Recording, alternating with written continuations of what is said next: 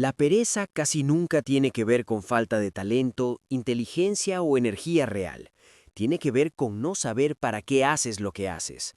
Cuando una persona no tiene claro su propósito, cualquier esfuerzo se siente pesado, inútil y agotador, porque el cerebro necesita una razón para activarse. No se mueve solo por obligación, sino por significado. Por eso hay personas que trabajan 12 horas en algo que aman y otras que se sienten cansadas antes de empezar una tarea sencilla. No es el cuerpo el que falla, es la ausencia de un porqué claro que le dé dirección a la acción. Cuando no hay propósito, la mente busca refugio en la comodidad, en el placer inmediato, en la distracción constante, porque no ve valor en el esfuerzo a largo plazo.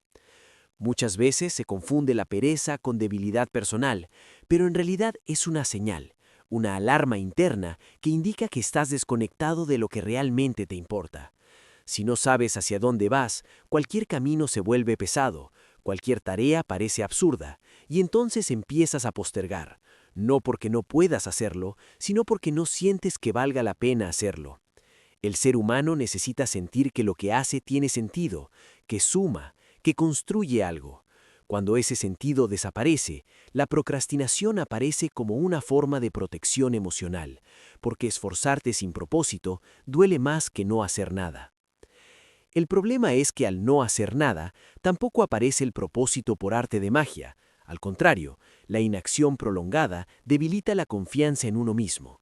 Empiezas a pensar que eres flojo, indisciplinado, incapaz, y esa etiqueta se va haciendo cada vez más pesada, cuando en realidad no eres perezoso, estás desorientado. No te han enseñado a conectar tus acciones diarias con una visión clara de quién quieres ser. Y sin esa visión, la motivación se evapora, porque la motivación no nace del esfuerzo, nace de la dirección, de saber que cada pequeño paso tiene un destino. Cuando una persona descubre un propósito, incluso imperfecto, su energía cambia, no porque el camino sea fácil, sino porque ahora sabe por qué está caminando. El propósito no tiene que ser grandioso ni épico, no tiene que salvar al mundo, basta con que sea auténtico, algo que te importe de verdad, algo que conecte con tus valores, con lo que quieres aportar, con la vida que deseas construir. En el momento en que ese propósito aparece, la pereza pierde fuerza, porque ya no estás actuando solo por obligación externa, sino por coherencia interna. La pereza también surge cuando haces cosas que no están alineadas con lo que eres, cuando vives en automático cumpliendo expectativas ajenas, siguiendo rutinas que no has elegido conscientemente. Tu mente se resiste, se apaga, se protege, y entonces te cuesta empezar, te cuesta continuar, te cuesta terminar, no porque seas incapaz, sino porque estás desconectado de ti mismo. Por eso muchas personas sienten un impulso enorme cuando trabajan en proyectos personales, aunque estén cansadas, aunque tengan poco tiempo, porque ahí hay propósito, ahí hay sentido, ahí hay identidad. Tener propósito no significa tener todo claro, significa tener una dirección suficiente para moverte, incluso con dudas, incluso con miedo. La claridad no precede a la acción, muchas veces aparece después, pero sin una mínima razón para levantarte y actuar, la mente siempre va a elegir el camino más cómodo, porque está diseñada para ahorrar energía cuando no ve un beneficio claro, y ese beneficio no siempre es dinero o reconocimiento, muchas veces es crecimiento, coherencia, paz interna, orgullo personal. La buena noticia es que el propósito se puede construir, no es algo que solo algunos afortunados encuentran. Se crea cuando empiezas a preguntarte qué tipo de persona quieres ser. No qué quieres tener, sino quién quieres llegar a ser. ¿Qué valores quieres vivir? ¿Qué problemas te importan? ¿Qué te duele cuando lo ves en otros o en ti mismo? Esas preguntas son el inicio de una dirección, y con dirección aparece la energía. No una energía explosiva y constante, sino una energía suficiente para dar el siguiente paso. Y ese siguiente paso es lo que rompe la inercia de la pereza. Cuando empiezas a actuar con propósito, aunque sea pequeño, la percepción de ti mismo cambia. Ya no te ves como alguien que siempre pospone, sino como alguien que está construyendo algo. Y esa identidad es mucho más poderosa que cualquier técnica de productividad, porque las técnicas funcionan cuando hay un porqué detrás. Sin eso solo se convierten en más cosas que pospones, más listas que no cumples, más razones para castigarte mentalmente. Por eso vencer la pereza no empieza con disciplina extrema ni con fuerza de voluntad agotadora. Empieza con honestidad, con atreverte a reconocer que tal vez no te falta capacidad, sino sentido, que no necesitas exigirte más, sino alinearte mejor, que no se trata de hacer más cosas, sino de hacer las cosas correctas para ti. Cuando el propósito entra en juego, la acción deja de ser una carga y se convierte en una expresión natural de quién eres, incluso en los días difíciles, incluso cuando no hay ganas, porque ahora sabes por qué vale la pena moverte.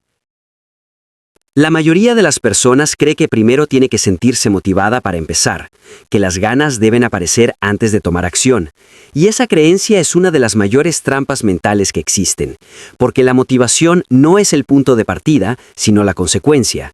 Esperar a tener ganas es como esperar a que el coche avance sin encender el motor. La decisión es ese encendido. Es el momento en el que asumes el control aunque no te sientas preparado, aunque no tengas energía. Porque la energía aparece después de empezar, no antes. Decidir no es sentir. Decidir es elegir conscientemente una acción a pesar de cómo te sientes. Por eso, las personas más disciplinadas no son las más motivadas, sino las que han aprendido a decidir incluso en días grises. Han entendido que el estado emocional es variable, inestable y poco confiable, mientras que la decisión es un acto racional que no depende del humor. Cuando decides hacer algo a una hora concreta, durante un tiempo concreto, sin negociar contigo mismo, estás entrenando a tu mente a obedecer. Y esa obediencia interna reduce la fricción, reduce el desgaste mental que produce estar dudando todo el tiempo. Cada vez que pospones porque no tienes ganas, refuerzas una identidad, la de alguien que solo actúa cuando se siente bien. Y como nadie se siente bien todo el tiempo, terminas actuando muy poco. En cambio, cuando decides antes de sentirte preparado, cuando actúas incluso con pereza, con cansancio o con miedo, estás construyendo una identidad diferente, la de alguien confiable para sí mismo, alguien que cumple lo que se promete. Y esa identidad genera una fuerza silenciosa pero constante que termina superando cualquier pico de motivación pasajera. La decisión elimina el debate interno. No te preguntas si hoy sí o hoy no. Simplemente ejecutas, y al ejecutar, algo curioso ocurre. El cuerpo responde, la mente se activa, la atención se enfoca y poco a poco la energía aparece. No como una explosión milagrosa, sino como una sensación de avance, de movimiento. El ser humano está diseñado para moverse, no para quedarse atrapado en la duda. Por eso la acción, incluso pequeña, genera alivio, claridad y una motivación práctica que no existe cuando estás quieto pensando. Decidir antes de tener ganas también significa aceptar que no todo lo que importa va a ser cómodo, que muchas acciones valiosas se sienten pesadas al inicio. Estudiar, entrenar, trabajar en un proyecto personal, cambiar un hábito, todo eso suele empezar con resistencia, pero esa resistencia no es una señal de que no debas hacerlo, es una señal de que estás saliendo de la inercia, y la inercia siempre se defiende. Si interpretas la incomodidad como una alarma falsa y no como una orden de detenerte, cruzas el punto crítico en el que la pereza pierde poder. Las personas que avanzan no son inmunes a la pereza, simplemente no le dan el control. No esperan a sentirse inspiradas, deciden una rutina mínima y la cumplen, aunque sea mal, aunque sea lento, porque han entendido que la constancia imperfecta supera a la motivación perfecta. Decidir hacer algo durante 5 minutos es infinitamente más poderoso que planear hacerlo durante una hora que nunca llega. Esos 5 minutos rompen la barrera inicial, y una vez rota, continuar se vuelve más fácil de lo que parecía. Decidir también es simplificar, es quitarle dramatismo a la tarea, no pensar en todo lo que implica, no anticipar el cansancio futuro, no imaginar lo largo del camino. Es elegir el siguiente paso y hacerlo, nada más. La mente se agota cuando ve el todo, pero se activa cuando ve algo concreto y manejable. Por eso la decisión debe ser específica y ejecutable, no abstracta ni grandiosa. No es decidir cambiar tu vida, es decidir abrir el documento, ponerte las zapatillas, apagar el móvil, sentarte y empezar. Cuando decides de esta manera, te liberas del autoengaño, de esa voz interna que dice mañana, luego, cuando tenga más tiempo, cuando me sienta mejor. Esa voz no desaparece, pero pierde autoridad, porque ya no negocias con ella, simplemente actúas, y cada vez que lo haces, fortaleces un músculo invisible, el de la autodirección. Ese músculo no se entrena con frases motivadoras, sino con decisiones cumplidas, pequeñas, repetidas, sostenidas en el tiempo. La energía que aparece después de decidir no solo es física, es mental y emocional. Es la sensación de estar alineado con lo que dices que quieres. Es el orgullo silencioso de haber hecho algo incluso sin ganas. Y ese orgullo se convierte en combustible para la siguiente acción, creando un ciclo opuesto al de la procrastinación. Ya no pospones porque te sientes mal, te sientes mejor porque no pospones. Y ese cambio de orden lo cambia todo, porque te devuelve el control sobre tu comportamiento independientemente de cómo te sientas hoy. Existe una idea muy extendida que dice que primero llega la motivación y después la acción, como si la motivación fuera una chispa mágica que aparece de la nada y te empuja a hacer lo que tienes que hacer. Pero la realidad es exactamente la contraria. La motivación es el resultado del movimiento, no su causa. Esperar a sentirse motivado es permanecer quieto, y permanecer quieto es el terreno perfecto para que la procrastinación se instale y se vuelva cómoda. Cuando una persona actúa, aunque sea sin ganas, ocurre algo fundamental en el cerebro. Se rompe la sensación de bloqueo. La mente deja de percibir la tarea como una amenaza enorme y empieza a verla como algo manejable. Ese simple cambio de percepción reduce la ansiedad y abre espacio a la concentración. Por eso, muchas veces lo más difícil no es continuar, sino empezar. El inicio concentra toda la resistencia, pero una vez superado, la energía comienza a fluir de forma natural. La acción genera evidencia, y la evidencia genera motivación. Cuando haces algo, aunque sea pequeño, le demuestras a tu mente que eres capaz, que puedes avanzar, que no estás atrapado.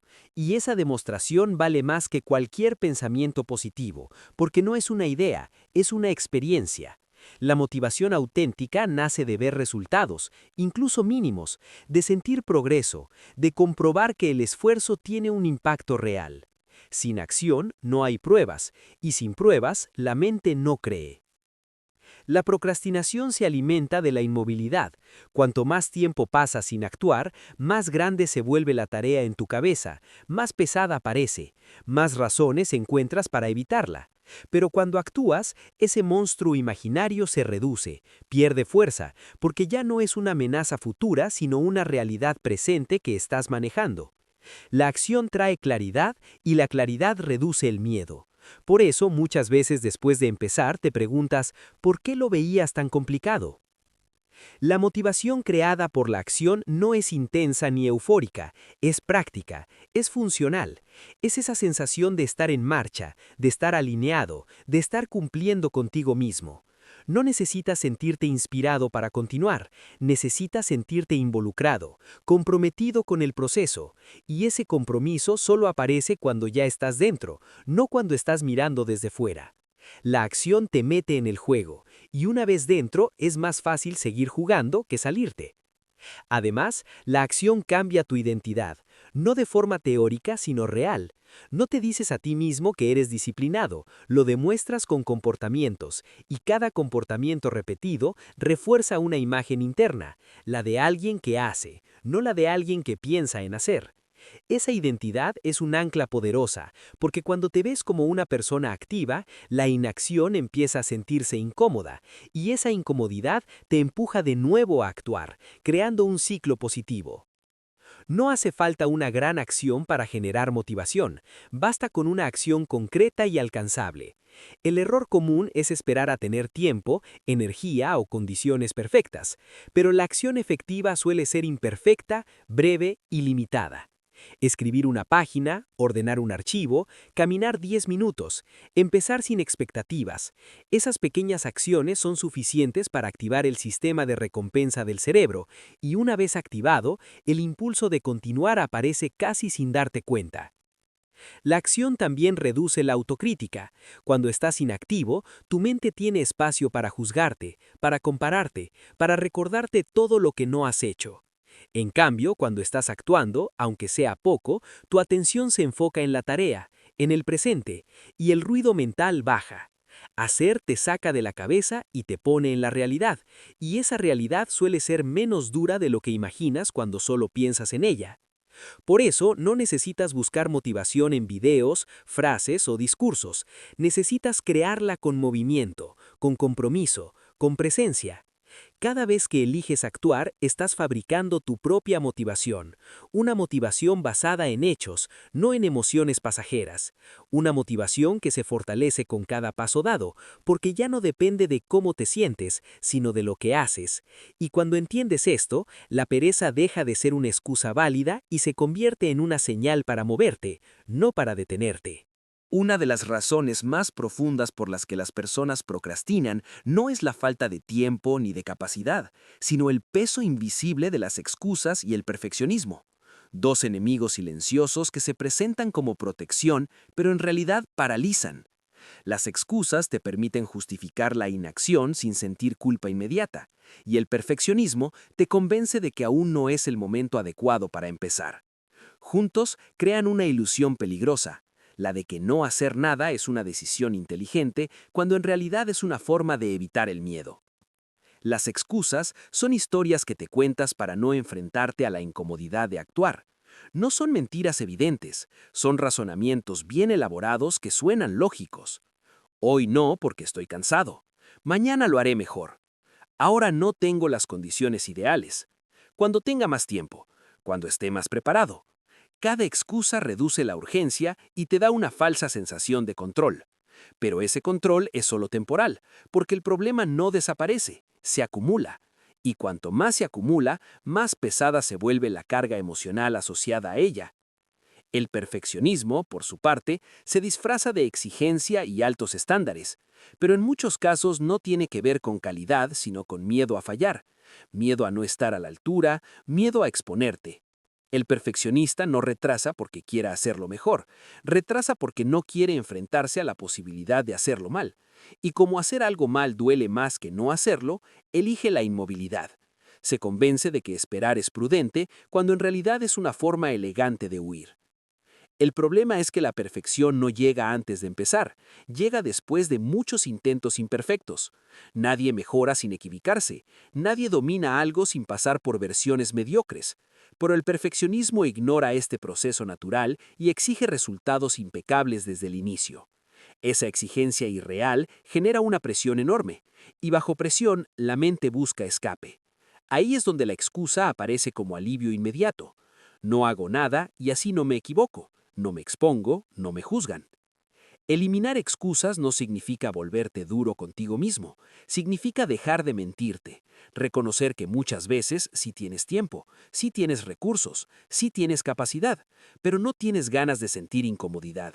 Y eso es humano, pero no puede ser el criterio que dirija tu vida. Cuando dejas de justificarte, empiezas a ver la realidad con más claridad, y esa claridad, aunque incómoda, es liberadora, porque te devuelve la responsabilidad, y con la responsabilidad vuelve el poder de decidir. Bajar el perfeccionismo no significa conformarte con menos, significa aceptar que el progreso es desordenado, que el aprendizaje es incómodo, que el crecimiento no es elegante. Empezar mal es parte del camino, hacerlo a medias es mejor que no hacerlo. Entregar algo imperfecto es mejor que no entregar nada, porque solo lo que existe puede mejorarse. Lo que nunca se hace se queda congelado en la fantasía, y la fantasía no transforma la realidad.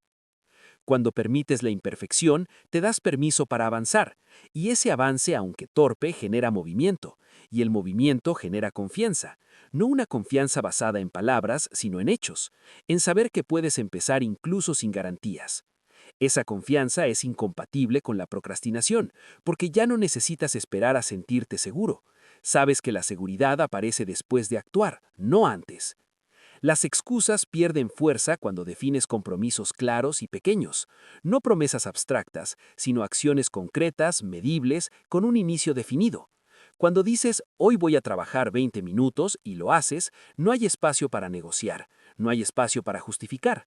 Ejecutas y punto. Esa simplicidad rompe el ciclo mental que alimenta la procrastinación, porque la mente se calma cuando sabe exactamente qué hacer y cuándo hacerlo. Eliminar excusas y bajar el perfeccionismo es un acto de valentía cotidiana. No tiene que ver con ser más fuerte, sino con ser más honesto, aceptar que el miedo existe, que la incomodidad es parte del proceso, pero que aún así decides avanzar. Y cada vez que eliges avanzar en lugar de justificarte, refuerzas una identidad distinta, la de alguien que actúa sin necesitar condiciones ideales, alguien que entiende que el progreso real se construye con acciones imperfectas repetidas en el tiempo.